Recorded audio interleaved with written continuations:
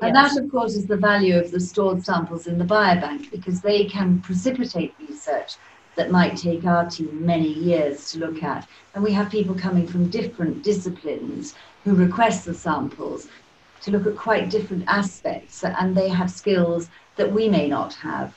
So the biobank facilitates a lot more research on top of what we're able to achieve here. Brilliant.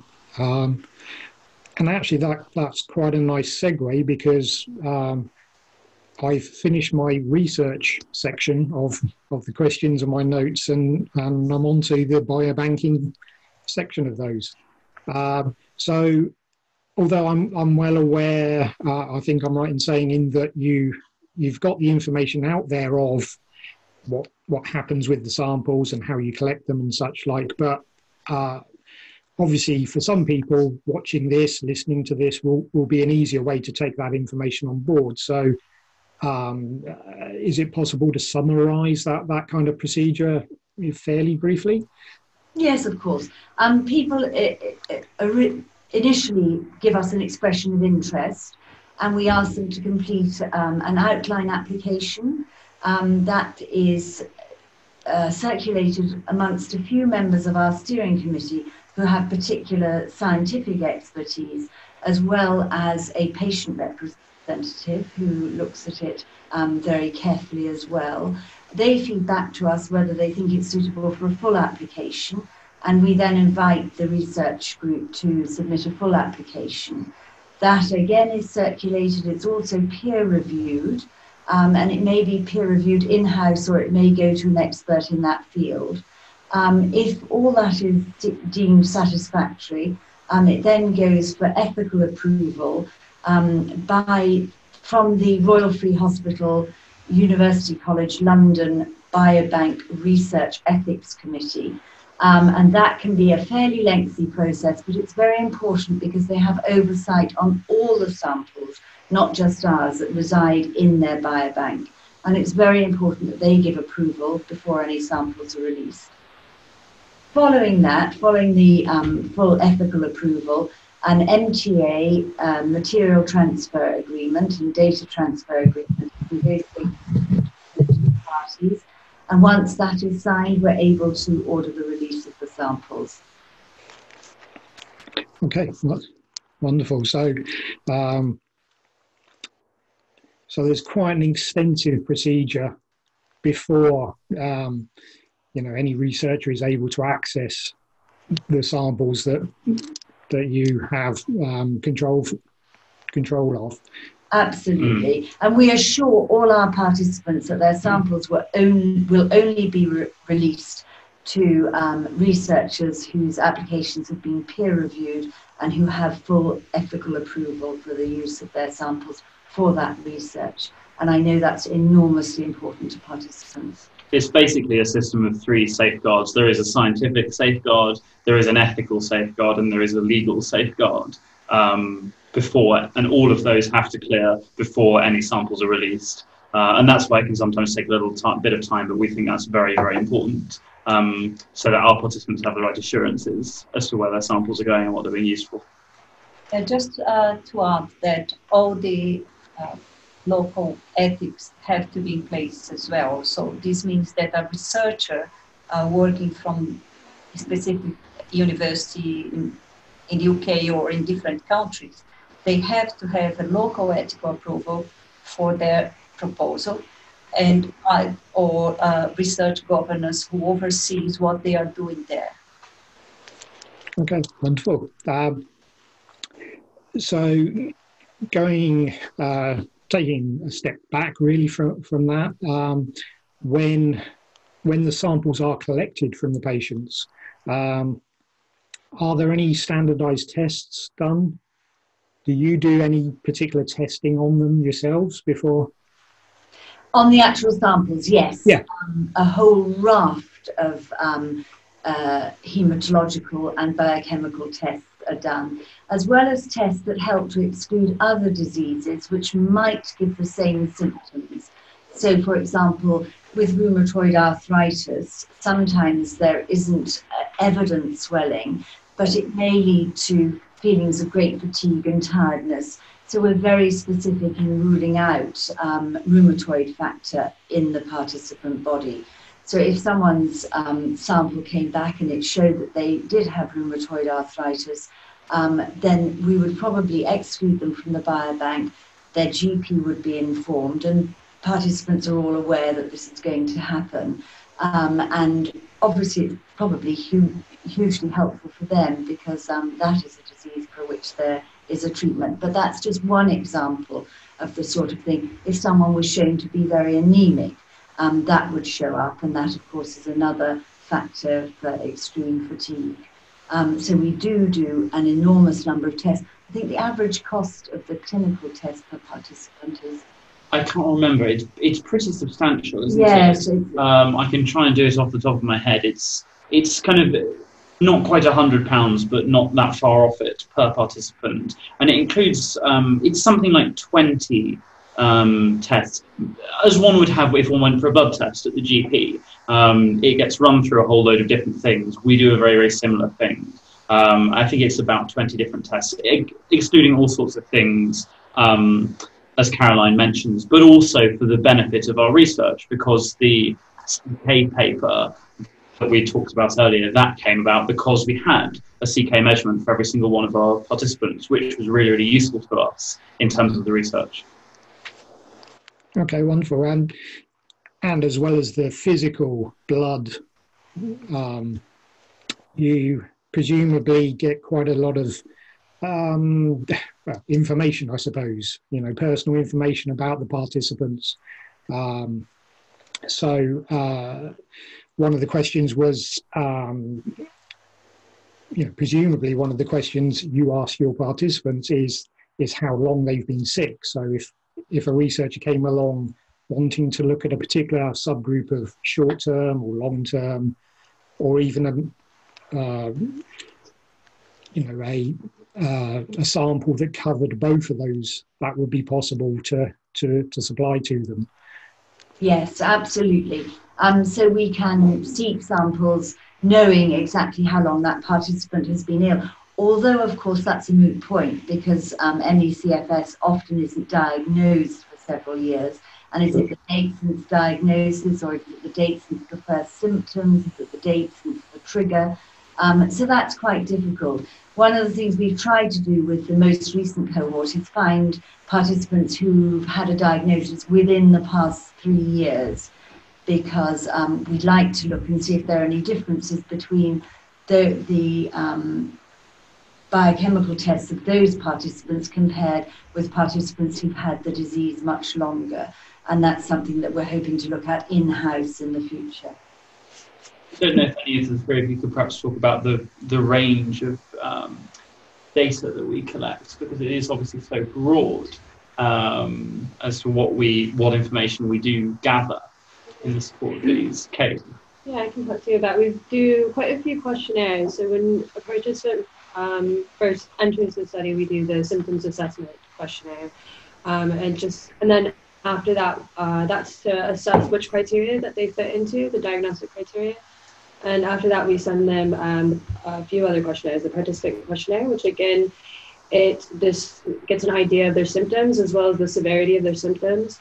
And then a whole load of other questions, including things like about flexibility, about activity levels, family history.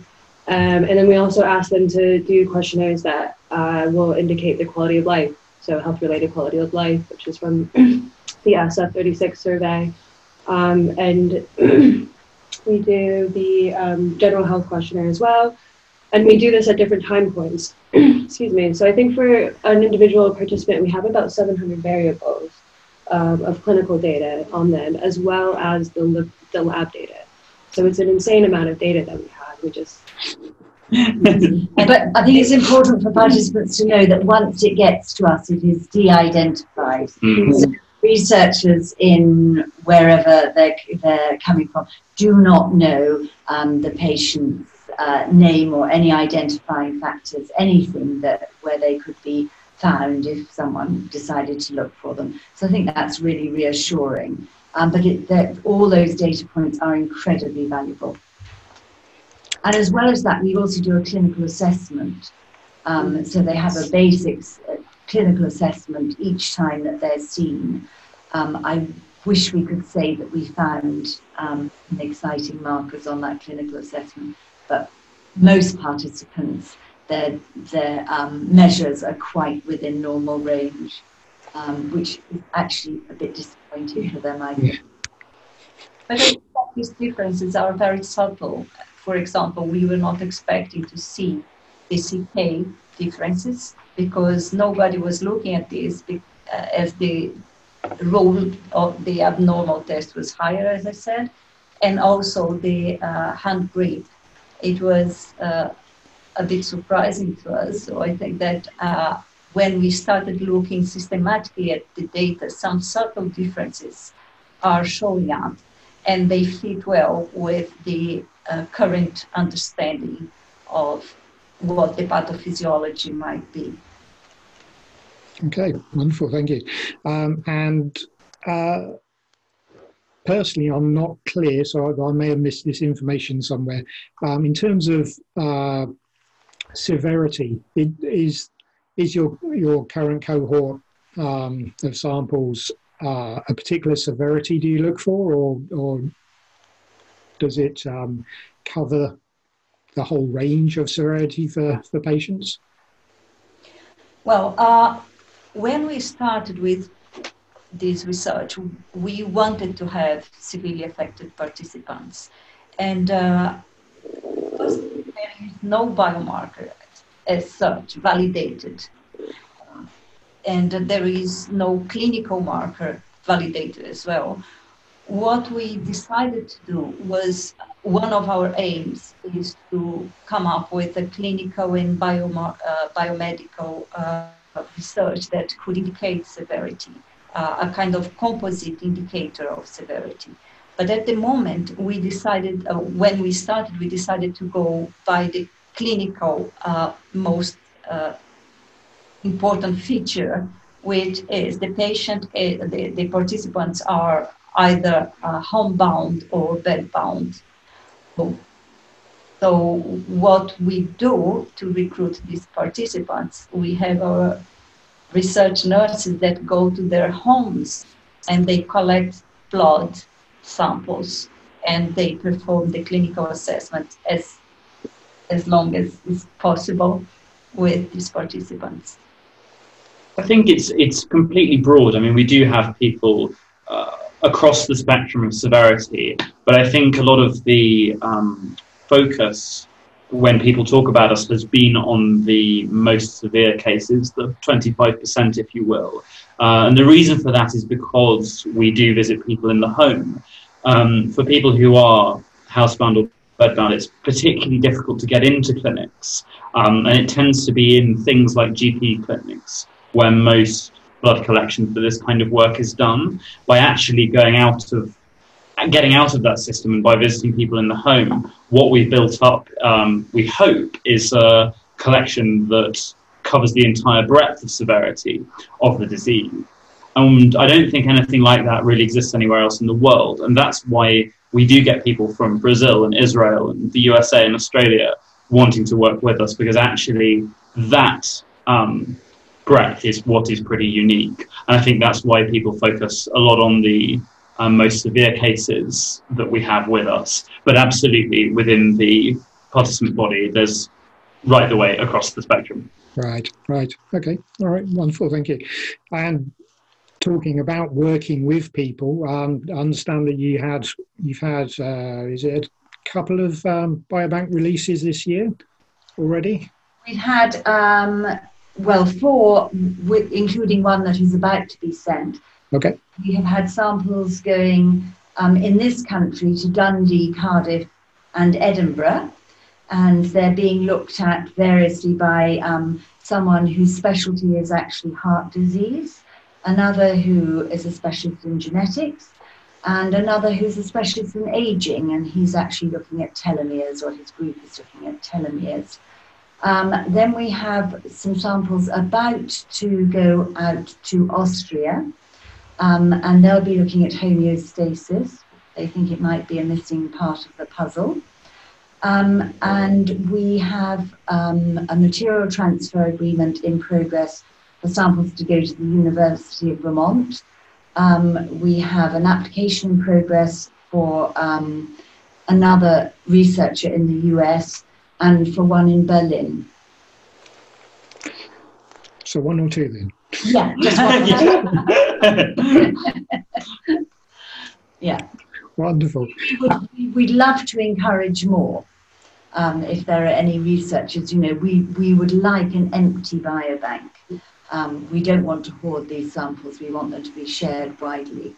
So we would very much encourage applications. And I think it's worth noting, particularly at this point, that the research in Cardiff, Professor Duncan Baird, and the research in Austria, both of those projects wouldn't have been possible without our crowdfunding from Christmas last year. There may be people watching this who remember that over December and January 2017 to 18, we raised about £17,000 from a huge variety of different generous donors. And that money has been put towards releasing those two samples into Cardiff, or the two sets of samples rather, to Cardiff and to Austria. Those two studies, two groups doing work on two different aspects of the disease research, have all been made possible by the people who follow us on social media, by the people who support us. I can't think of that many crowd-funded biomedical research studies, but that's actually what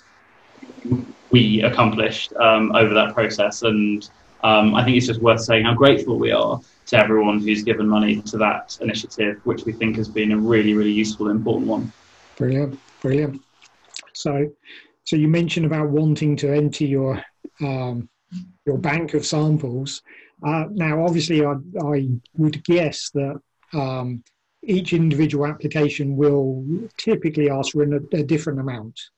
You know, there's probably no standard amount, but on average, how many? About 100 on average, I would say. Sometimes we get an application for 20 samples, and we're slightly wary because if you show something in just 20 people, we're not sure that that's representative of a population. So we do encourage people to actually apply for greater numbers if they can afford to do so. And we would probably be very wary, very hesitant to release samples of such a small number. Right. I think we've lost the camera for a moment. Jack, I've lost picture. Yeah, we've lost the camera for a moment. Let me just try and get that back, but do keep talking while I do. So working on a hypothetical average quantity, how many potential applications could you accommodate? We have about 32,000 samples. So 320, I guess, at the moment. But of course, that's increasing all the time. You're back. Fixed it. Yeah, thank you for that. One of the reasons they pay me to do this job. Well, at least there's two reasons then, yeah? He is too modest. So we need to be finding 320 researchers if they're doing an individual project each. Yes, that would be great, absolutely great. And of course, one of the problems is that historically CFS research has not been well funded and continues to be funded at a much lower rate than many similar diseases. So we need to also be pressurising the government to put money into this field. But the thing about the biobank is that it does make research cheap, because normally a great burden of expense is expended on kind of recruiting and getting protocols in place and getting ethical procedures in place for the collection of samples before one ever gets to the lab work. The thing about the biobank is it offers you a shortcut straight there. You can come up with an idea, you can do an application, and within just a couple of months you can be doing the lab work that would normally come at the end of a multi-year study. And so that's what we really hope to kind of catalyse this kind of research in the field, by removing all of that kind of trouble and all of those costs from researchers, but also because all of them will be using samples gathered via the same protocols from the same participant body, we can also compare the results. Because normally, if everyone was just working in their silos, doing different things, then the results as they are published might not necessarily be comparable. But when you have a biobank like this, the idea is very much that they are. And that's why we're keen that people do use the resource, and very keen that it be replicated elsewhere as well, so that if a biobank is set up in Australia or wherever, that the results that come out of that might be broadly comparable to whatever's using ours. And that's very much the big vision for where we're going. So so my next part of my notes, my questions are on education and outreach, which kind of Jack just touched on there. Looking at the wider outreach efforts, perhaps is the way to put it, is Eliana spoke at the Emerge conference earlier this year, and talked about working within the EuroMe biomarker group, and making recommendations to the EU. And we just wondered what progress, if any, had been made with that, and what plans there might be to try and encourage the EU to basically get involved, I suppose. Yes. One of the things is that I spoke about this program, this network that was established with European grant from the cost that fund only networks. And this is a 4-year project. And we have been working groups. And the results of this will be out, hopefully, by January, February next year, when we are finishing the project. So we are working on these working groups, and we are preparing recommendations for different groups, mainly epidemiology group, to do kind of epidemiological research in terms of establishing prevalence and incidence. And we intend to provide some support to researchers in terms of specific guidelines on how to use the standardized procedures that other countries that have been using, and we could compare results. It's important to say that this network has currently 22 countries involved, and mostly of the Eastern European countries, they have very difficult time because the participants from the EuroMe, they are usually the only ones in their country to know anything about an ECFS. Sure. So it's a work in progress, and we are trying to establish this considering the European landscape or European scenarios. So there are very different health systems. And one of our aims is to address GPs, either by the national health system or the private sector, but to enable them to recognize a patient with an ECFS, to do the differential diagnosis. We are talking about potential tests to do the differential diagnosis, and we are setting up for specific diagnostic criteria. Then we'll be talking about biomedical research, and also how to conduct biomedical research in a standardized way that we could compare results and make sense of the usually conflicting results that we found in small studies. So it's basically that. I think that this is in terms of the European scenario. We also been in collaboration with some friends and colleagues from the US, Australia, and in Canada as well. And the idea is to come up with some suggestions as well to improve diagnosis in primary care. And in terms of the European one, we are also considering how this could lead to the establishment of secondary care for patients with ME/CFS. So it's not only research, but also the health care. And we are talking about how enabling health professionals to help people to manage their symptoms with pharmacological and non-pharmacological drugs. And also with potential supporting therapies. But this has to be in line with what the current evidence is showing in terms of pathophysiology. Even if we don't have the whole picture, we can have, I think, that interesting hints on what is going on in the bodies of people affected by ME/CFS.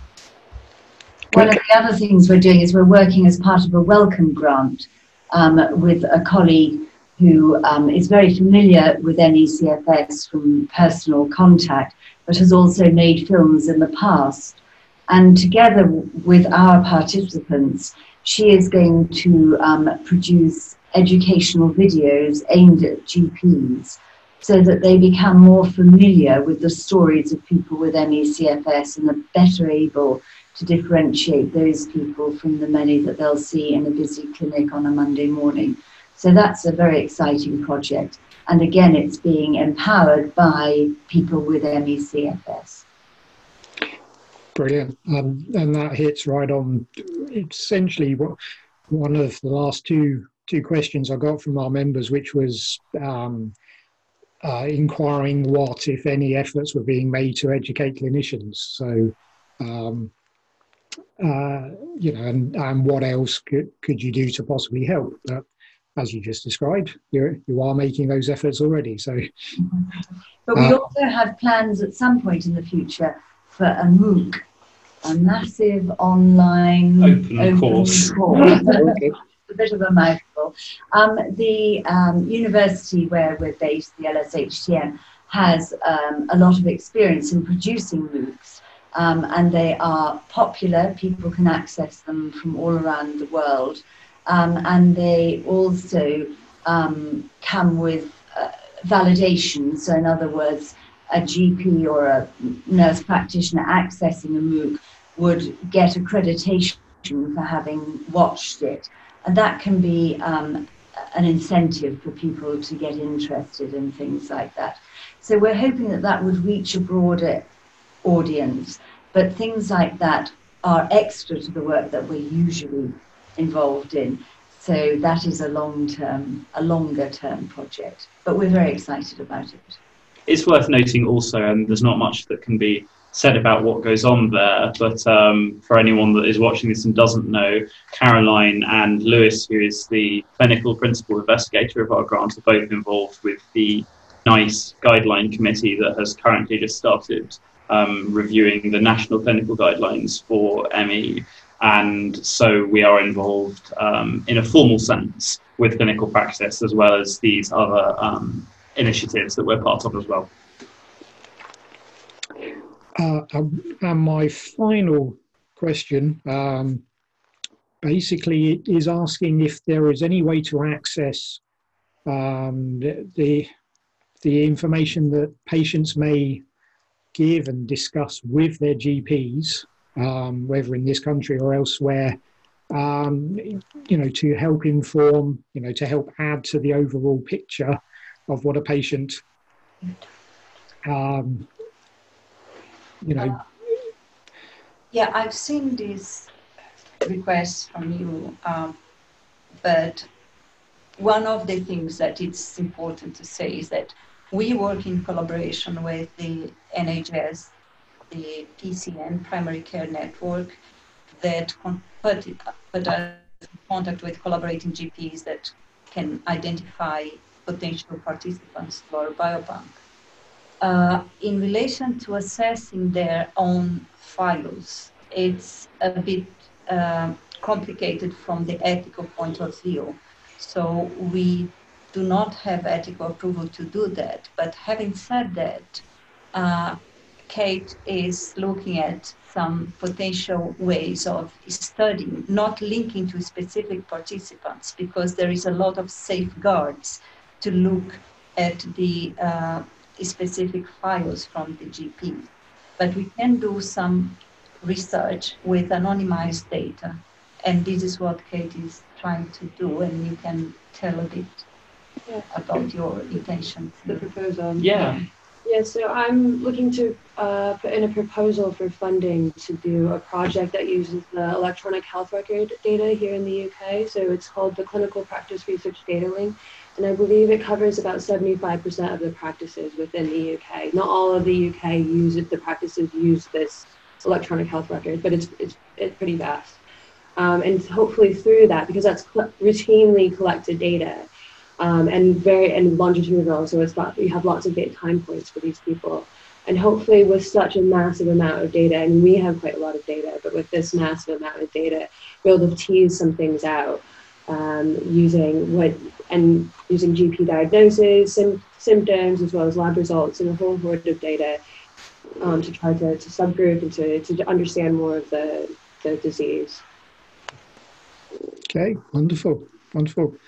So I've just realised that I had planned to, when we were talking about the team right at the start, to discuss. I understand that you've got some additions to the team, or an addition. Am I right in saying that? Yeah, absolutely. We are growing all the time. There are, I think, currently 13 people or 14 people somehow involved with our work in a kind of direct sense alongside many other, many dozens of collaborators worldwide. But we are continually adding people. We're really delighted to be working at the moment with a statistician, Dr. Luigi Pala, who is a colleague from the Faculty of Epidemiology and Population Health at the London School, and who's come along to bring some real statistical expertise to our work. And I think last Thursday, so 3 or 4 days before this is being recorded, we also appointed a new assistant project coordinator who is going to be helping us with a lot of data entry and a lot of the kind of financial administration and a little bit more of the communications and public relations that we have to do with the group. So she is going to be joining us next Monday, and hopefully we'll be continuing to grow in the months to come. But yeah, it's a very exciting time for us. A few years ago, this was a very small team, and I've been here 2 years pretty much. And while I've been here, it's just kind of ballooned in size, and very much the intention is that it continues to do so. And did Dr. Niccole, another part of your team, I believe, has added a new role to his repertoire? You can talk about this. Yes, Lewis is, he has always been, I think as I mentioned in what we wrote around this new role, he has always actually been part-time at the London School. He has always combined his research post here with clinical work. Some people watching this may be familiar with him from the specialist service in Ipswich, and he's always been a GP within the National Health Service. He has broadened it out a little bit slightly and reduced his hours at the London School somewhat to now be doing that clinical work in Vancouver as well as London. So he is now the Director for Complex Chronic Diseases at British Columbia Women's Hospital, which basically means he has responsibility for ME/CFS and a number of other complex conditions for the whole of British Columbia in Western Canada, and has oversight of a huge program there. Obviously, it means that he is in Vancouver 4 weeks and then only in London 1 week, so it's been a bit of a change to our working practices. But we're really excited because they have really strong networks there for biobanking, for data collection, for clinical work, and we think that his new post there is really going to enhance our work. So we're absolutely thrilled for him, kind of personally and professionally, I guess. Awesome. And from the sounds of it, there's possibility of perhaps some synergistic work between the two patients. Exactly. But with such a big team here now, if you go back to a few years when there were only perhaps 4 or 5 people in this team, the impact of one person beginning to do that kind of work would have been absolutely massive. But I think now the team has grown so much, and we have so many different skills and so many different leaders, including different people from all sorts of different senior positions within SHTM, working as part of our network, that actually the impact is much smaller than perhaps it would have been 3 or 4 years ago, and that in itself is a very good thing. Brilliant, brilliant. And my final note is a bit vague on paper, but I'm sure you can flesh it out. Awareness Month and fundraising happening at the moment. Yes, I suppose this is me talking again. Yes, we're recording this on June the 3rd, I think it is, just after the end of Awareness Month.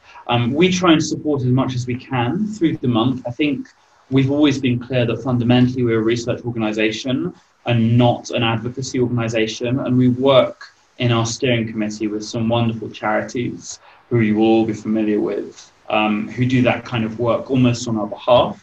That being said, there are some great things happening that we're kind of spearheading, and particularly some very generous fundraisers who we're working with at the moment. You will have seen on social media, if you follow us there, that I was tweeting and posting away about Jen, who run the London Marathon for us, and I think has raised somewhere about £3,000 with gift aid as well. And then we're also particularly thrilled to now be partnering up with Emmy Foggy Dog, whose world tour for 2019-2020 is being conducted in support of our work. And so we're getting behind Foggy as he travels all around the world, raising money for ME research. There will be others to come in time, I'm sure, but that's just a flavour of what's going on at the moment, and will keep going on. Brilliant, brilliant. Obviously you'll have on your website a donation link that if anybody is inspired by anything that you've talked about today, they can pop right along. And what I'll do is I'll put a link in the video description and such, like, to take anybody interested straight there. So like I say, if anybody is inspired by what you've all discussed, then I'm sure people will be popping along to donate what they can. I hope so. I mean, you just need to click donate along the top bar of our website. A lot of our work is funded by research grants, but we're very, very dedicated, and we take great care of our donated income, which has enabled things like the Cardiff and the Austrian studies, which we talked about a little bit earlier on in this call. That income that's donated from people all over the world is such a great resource for us. And whatever people can put into that really, really helps and makes an enormous difference. As you can see from the Cardiff and Austria things, we made 2 research studies happen on £17,000, which is, in research grant terms, is a really, really small amount. So we really hope that every penny that is donated can go a really, really long way. And every penny donated comes to us and helps fund our research. And as ever, we're so thankful to everybody who's contributed and continues to do so. And no donations too small, because lots of small donations add up. Absolutely. Yeah. It is really, really noticeable how some groups at the school exist with, a couple of donations of, maybe thousands or tens of thousands of pounds. I mean, our donor base database has scores, hundreds of people in it. And I think that's a very great thing, that so many people are invested in us and so many people are looking out as to what we do. And we feel a great responsibility because of having so many people having donated, however much it is. And yeah, that philosophy kind of underpins a lot of what we do, that we have to use this money responsibly and take good care of it. And we hope that people feel that we do that. Well, I think it can be easily assumed that the number of donations just reflects how much people appreciate your work. So we hope so. We hope so. So I'll draw things to a close. Thank you very much for your time. Thank Thank you very you. much, Thank Andy, you. and thank you to all of the members of Science CureME who've submitted questions and have supported this. We're very grateful to all of you and all of your colleagues on the organising committee, Andy.